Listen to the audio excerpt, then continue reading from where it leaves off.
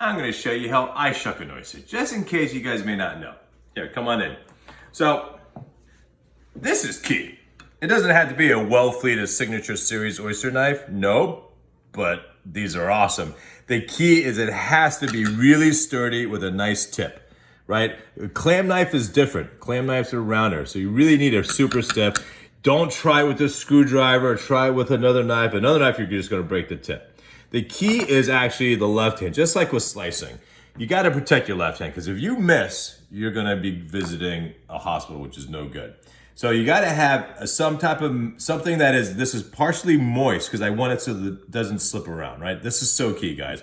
So this hand just keeps the oyster, and you get the gap here, right? And you just, don't worry about being too strong. You kind of wiggle it in, right? And once it gets in, so now it's in, you just twist it, and that takes the hinge, right? And that opens the oyster right up. And you always try to keep your oyster flat. Why? Because all this great liqueur, you don't want to lose, right? All this liqueur, that's the flavor, that's the brininess. You have to then detach your oyster. Sometimes people flip them. They flip them after they're detached, because then that shows them that it's completely detached, like that. And you can then see the plumpness of the oyster, all right? I don't care if you flip them or not, but that's ready to go. But that's what you want. You want to see all those liqueur. And of course, you look for shells. So here I have no shells, which is great. But if there's a shell in it, you just like take it out and put it on the side.